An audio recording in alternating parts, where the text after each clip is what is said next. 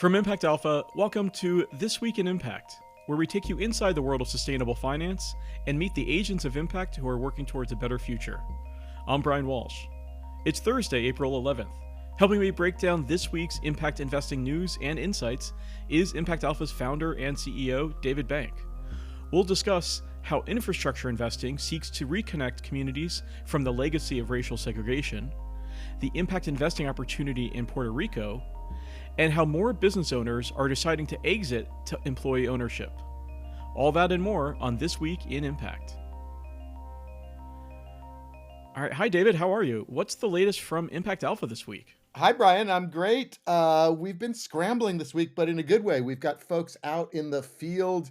We've had Dennis down in Puerto Rico.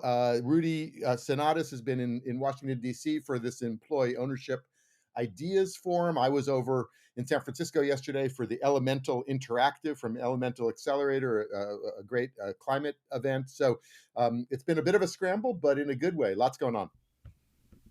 Good to hear. And we'll get to some of those stories in just a bit. But first up, our first story, as Andrea Riccier reported this week in Impact Alpha, the Biden administration's Reconnecting Communities and Neighborhoods program was conceived a couple years ago with very lofty goals to stitch together communities torn apart by ill-conceived federal highways and to undo the legacy of racial segregation from previous decades.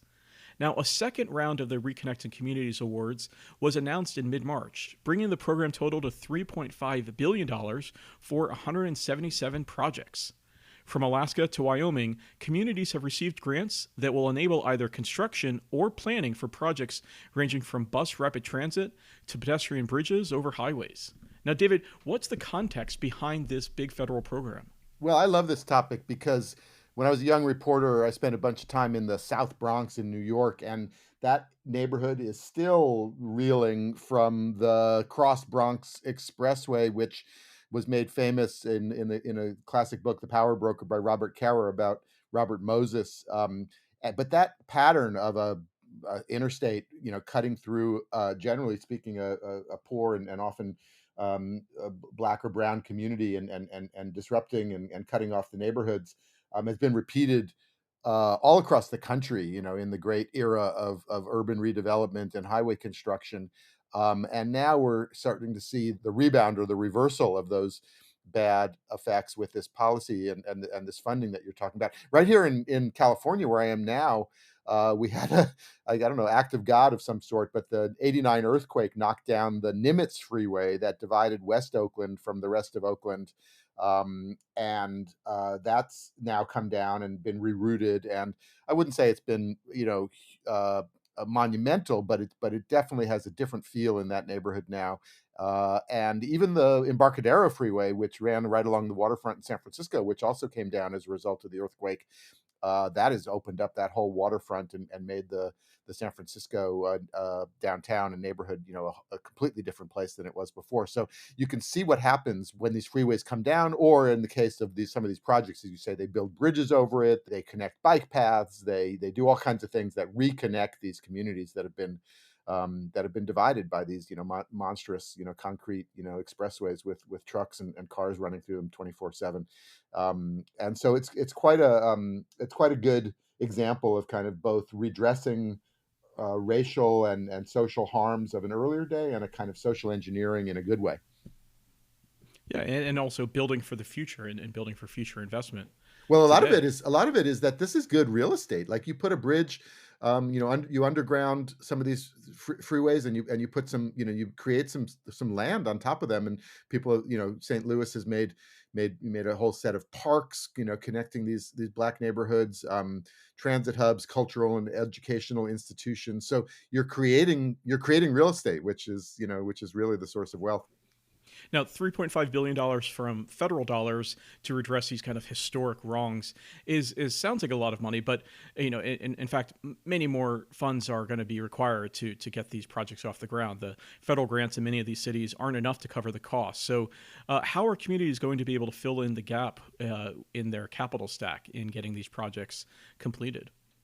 Well, this is becoming, a theme across, many stories, including some of the ones we'll talk about today, of just how do you, like you say, capital stacks. How do you blend public and private? How do you blend commercial and philanthropic, and how do you create projects that work, across all of those sectors. And folks are getting pretty good at it. I would say this is a kind of skill set that impact investors have honed for many years, and it's becoming more and more valuable, which is these kind of complex financing structures that mitigate risk for somebody or enhance returns for somebody else, or bring in a partner, bring in a, like I said, if you're creating real estate and you're putting up housing or commercial areas in areas that hadn't been viable before, there's obvious ways to collect both tax revenues, but also direct fees and investments in the projects.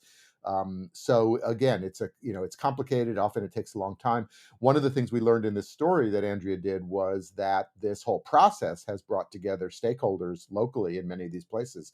And so you have it, you think it might be a transportation project, but it really becomes a housing project, or a green belt project, or even a children's recreation, or other kinds of things. And so you start to bring in different folks that might not be natural or typical allies, and put these projects together. Now, as Andrea noted in the piece, and I want you to kind of help me unpack this a little bit, where does the $4 trillion municipal bond market come into play here? Well, municipal bonds are not only sort of the original impact investments in the sense that they fund infrastructure and sewers and schools and whatnot. They're also a source of cheap capital because they're backed by credit-worthy cities, generally speaking, or they're made credit-worthy in various ways. And so often you can fund things through municipal bonds at a much lower cost of capital than going out and raising money in sort of equity or even debt markets. I will say the other way it comes into play is that the muni market back in the day was the vehicle for some of these bad projects. So there's both a sort of legacy from the bad old days, and now sort of new creativity around what folks had thought of as a pretty stodgy financing mechanism. Muni bonds are kind of sitting there in people's portfolios. They don't think much about them. They're safe. They pay a little bit of a premium, and there you go. But now folks are thinking, wow, we can use this mechanism to fund some of these projects. If you have a cash flow, you have some revenue stream, whether it's rents or fees or something else. You can essentially securitize that in a sense, and maybe if you have an agency or a state agency, a local agency that has the ability to go to the bond market, get cheap capital. And indeed, the bond market is also coming to realize that pro community projects are good not just for the people in the communities, but also good for the balance sheet of the investors. Absolutely, yeah. Lower risk, higher chance of paying off. All kinds of ancillary benefits. You start a kind of virtuous circle of uplift. Like a lot of these highway projects, create vibrant neighborhoods. That's good for small shopkeepers and small businesses. It's good for the housing market. There's ways now to sort of share the benefits, share the costs, and move forward together. All right. Well, we look forward to more coverage of the Reconnecting Communities and Neighborhoods program in the digital pages of Impact Alpha. Let's take a quick break, David. When we come back, the impact investing opportunity that is Puerto Rico. I'm Eric Carmen Gonzalez, Impact Alpha's Director of Subscription Growth. Ever feel like there's so much happening it's hard to keep up? We hear you. That's why we created Impact Alpha Latin America, a monthly newsletter for impact investors who want to keep their eye on trends and investments happening in Latin America and the Caribbean. Follow the money and connect with agents of impact powering Latin America's impact economy. Visit our Instagram page at Impact Alpha and click on the link in our bio to sign up. Our own Dennis Price is in San Juan this week at the Nexa Job Summit. Impact Alpha is the media partner for the event put on by Platform for Social Impact. Now, David, we know that Puerto Rico struggles with access to capital and unstable power grids. What's the word from our man in Puerto Rico this week? Yeah, I just spoke with Dennis, and he couldn't have been more excited. It's kind of a, I don't know, a moment. They're calling it a moment. In fact, I think they had a clock on the wall or on the screen of 10 years to put to use what is apparently about $85 billion of federal money in different buckets. But Puerto Rico has had a sort of People talk about the poly crisis broadly, but Puerto Rico has had the poly crisis locally, dating back at least to Hurricane Maria back in 2017, but there's been other hurricanes, earthquakes, COVID, a near bankruptcy, and all kinds of issues that relate to its kind of odd status as a territory that's part of the U.S. but not a state. And so it's really got a set of challenges that have held back the recovery and broadly speaking, the development. Now they do have this pot of federal money, and the big fear is that either it won't get spent and it's been slow to to disperse, or that it'll get spent in a way that doesn't actually engender this long-term recovery. So this conference has been a way to bring again the catalytic capital providers, some government agencies, the blended finance folks, the impact investing world, and say, how can we provide some catalytic capital that will free the federal money, that will in turn free the commercial money, and set in motion again this kind of virtuous cycle of development. And I think what I take to be the takeaway there is it's not just sort of getting this money out the door, but it's kind of creating the long-term institutions and capacity that will then be able to channel more capital and into smart development there. So trying to lay groundwork with this moment, as they're saying, for the long term. Now, indeed, the long term is a challenge because Puerto Rico has some challenging demographic trends that they're facing. They have an aging population, and nearly 60% of children there are living in poverty. So, how does the island really think about impact investing in responding to all of the needs that they face? Well, one of the demographic trends, I think it's true that more Puerto Ricans live outside of Puerto Rico than live in Puerto Rico. So one of the goals, I think, of this kind of development idea is to, make folks see opportunities and their future, back home in Puerto Rico, and even some of the diaspora to come back. A lot of the focus apparently is on children and youth and families and economic mobility. It's not just hard infrastructure; it's social infrastructure at some level, and again, some of it is very nitty gritty. Like a lot of these federal programs are only reimbursable, so you can get paid back after you've done the work. But how do you finance and have the wherewithal to get the work done in the first place? So there's notions of bridge loans to get folks across that divide. There's been a big increase in the number of community development financial institutions, CDFIs. Folks on this podcast will remember that we think that's a key mechanism to reach down into communities and be able to actually make loans. It turns out that it's not only capital at the sort of top of the funnel, but it's actually the ability to put it on the ground locally in a smart and responsible way, and find the right projects and manage them over time. So again, building capacity locally, focusing on children and families, focusing on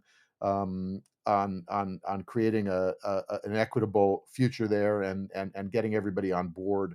But Dennis said the energy was contagious and very exciting. Yeah, and after as you mentioned, the natural disasters of the hurricanes of Maria and Irma, and the 2020 earthquake, and the natural disaster that was COVID, things are on the upswing right now. Puerto Rico is experiencing a historically low unemployment rate, 5.7% in January 2024, compared to the average of 14.2% between 1976 and 2023, and a measure of progress called the Economic Activity Index, which was developed by the Puerto Rico Economic Development Bank, shows that there has been growth for the last 3 years in a row. So, this is an island on the upswing, and so it's exciting to see what impact investors are going to make of it. Well, Puerto Rico certainly deserves a break. And so do we. So let's take a quick break, and when we come back, we'll discuss how more owners are selling their companies to their workers. Hi, I am Selema Bibo, Impact Alpha's Chief Operating Officer. SoCap 24 is just around the corner, and the proposed sessions are live and voting is underway. Impact Alpha is proud to be among the submissions. Check out the link in our Instagram bio and our show notes to learn more about our sessions: The Great Deployment with Amy Cortese, the Napoleon Wallace documentary with David Bank, and Dennis Price Chat with ReFed's Alexandra Kouari. The deadline to vote is this Sunday, April 14th. Don't wait and vote today. All right, finally this week, the growing ownership economy. As Rudy Sonatas reported this week, when a business owner looks to sell or exit their company, a growing number are looking to sell to their own employees, rather to an external buyer like a private equity fund. But conversions to worker ownership can be complex for retiring business owners, balancing the need to keep the company going for the long haul while trying to preserve the spirit of what they've built, all the while seeking to maximize their own upside. Now, David, some have referred to the forthcoming silver tsunami of retiring baby boomers looking to hand off the companies they've built. Can you walk us through what's driving the shift towards employee-led buyouts? Well, like you say, folks are getting older, including all of us, and as owners want to exit, they have, I guess, a couple or three options. Many folks, just shut down their business, which always to me seems a shame, both for their own, sake, their legacy, as well as their pocketbook, as you say, but certainly for the workers and even for the communities, where that business, provided a service. Sometimes they sell to their competitors, and so a nursery or something gets bought up by a nursery chain or something like that, and maybe they do some minor cutbacks. Sometimes they sell to private equity, which is rolling up these things just really for the cash flows, and generally speaking, doesn't necessarily care about the jobs or the business. And so one thing that's becoming appealing both at a financial level and also at this legacy and community spirit level is selling to your employees. The gap has been, or the obstacle has been, if you're the owner, the old owner, and you generally speaking have had to essentially loan your own employees the money and put out a note, and then that note gets repaid over time from the proceeds and the revenues of the company. Which means that you're the owner and you want to go sit on the beach, you don't have your money for many years. So therefore, they go sometimes even for a lower price and go to private equity, take their check, and they're done.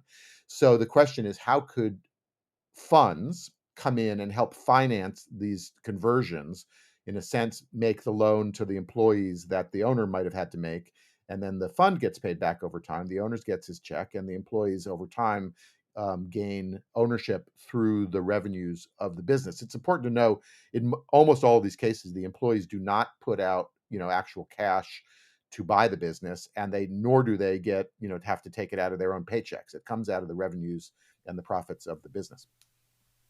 Yeah, that's an important point to note. And can you give us an example of where this has worked effectively? Well, there's, we've been covering, some of these particular transactions. There we just had one on a construction firm in Denver. I think they had like 40 employees, more than half of them women and or people of color. I think they had done some work on the Denver airport and that sort of thing. And this fund that we've been covering a lot called Apis and Heritage helped them buy it out. And they say that the worker owners will ultimately be able to retire with something like 70,000 to 120,000 in savings. So it's not possibly a life changer, but it's a significant chunk, and can be leveraged in various ways as well. So there's starting to be more of these transitions, and in particular, starting to be more of these funds. So this is becoming now, from sort of Impact Alpha readers' point of view, something that you can invest in. You can invest in these funds that then drive these employee ownership and models. So fund managers are working out the models to get these done kind of at scale. There's a bunch of policy things that are in play and that will make it even easier. But even before that, we're starting to see that this is an investable asset class, and that investors can actually help employees, buy the companies. So reiterate, just to emphasize there, though, when you're talking about investable asset class, you're talking about the debt financing that's provided by these new fund managers that allows the retiring or outgoing owner to have cash in hand, and allows the entity of the company to pay it back, that note over time to the fund manager through the profits and proceeds of the company. Right. It's been a little bit of a complicated, terrain to navigate, because there's a lot of acronyms and different programs and structures. I think people know now about ESOPs, employee stock ownership plans, and those are sort of the bread and butter of these kind of conversions, and they do have some terrific tax advantages for the surviving, not surviving, but the ongoing company. But they're also expensive and complicated in various ways. There's a newer form that's called an employee ownership trust. It's popular in the UK in particular, but it's becoming more popular here, and it's not exactly the same as employee ownership, but a trust owns it, and the employees have governance rights in the trust, and the trust's structure is usually set up to do profit sharing and that sort of thing. So it comes back the money comes back to the employees in a slightly different way. It's much cheaper to structure these things, and so it's and quicker, and so it's becoming popular in the U.S. and I think in Canada as well. So we have ESOPs and elbows and EOTs. Oh my! Now beyond APIS and Heritage, who are some of the other players in this space? One outfit we've been tracking closely is Common Trust. I think you had Zoe Schlag on the podcast last year. They're keen on these employee ownership trusts. They just did a deal in Texas with a software company called Textamol, and helped, I think, their 42 employees set up a structure to buy it out over time. And as I said, employee ownership trusts are much cheaper than employee stock ownership plans. There's Project Equity. Allison Lingain, I think, also has been on the podcast. They're having an employee ownership summit down in LA next month that we'll be at. There's a private equity fund called Mosaic. We've had them on an Agents of Impact call. They are of a type that I think will become more common.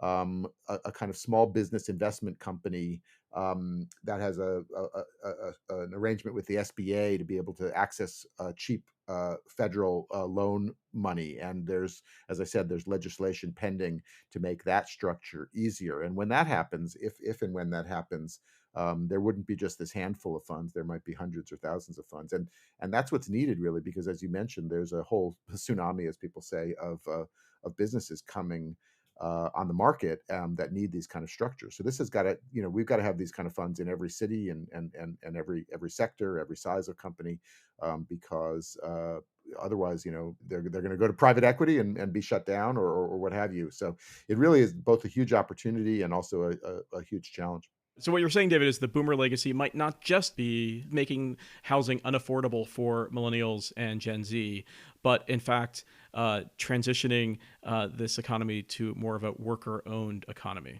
Well, just look around your neighborhood. I don't know where about your neighborhood, but here there are all kinds of stores that used to be very, pillars of the neighborhood that have shut down. And the bakery on the corner, which was everybody's favorite place, the owners, aging out and wanted to retire, and they just shut it down. And I'm like, what a shame! It's not just the workers that lost their job, but we lost our bakery. And couldn't they have sold it to the workers or found some way to keep that ongoing? And I think, as far as I know, successful business going. And so I think people have we all have a stake in it, not just the employees and the exiting owners, in keeping neighborhoods with the kinds of businesses that everybody needs to and likes to have around them. Won't somebody please think of the bakery customers? Absolutely. Maybe we'll have a bakery customer trust of some sort. Yeah, for those Berkeley bakery customers, indeed. All right, well, that's a good place to leave it. Thank you so much, David. Thank you, Brian, despite the dig. Well, and thank you all for listening to This Week in Impact. Now, David, what's the best way for people to contact us with feedback? Our dedicated email for this show is podcast@impactalpha.com. So send us your thoughts, your suggestions, and keep your criticism to yourself. Yeah, we love hearing the feedback. If you liked what you heard, please subscribe to this podcast, as they say, wherever you listen, and share this with a friend or colleague. If you really want to help the show out, be sure to rate us and give us a review on Apple Podcasts. It really helps other people find the show. This Week in Impact is a production of Impact Alpha and part of the Impact Alpha podcast network, bringing you investment news for Sustainable Edge. For more exclusive stories about the world of impact investing and sustainable finance, join other agents of impact by subscribing to Impact Alpha. Just go to impactalpha.com/subscribe for full access. Thanks to our producer extraordinaire, Isaac Silk. I'm Brian Walsh. We'll see you next week for more Impact.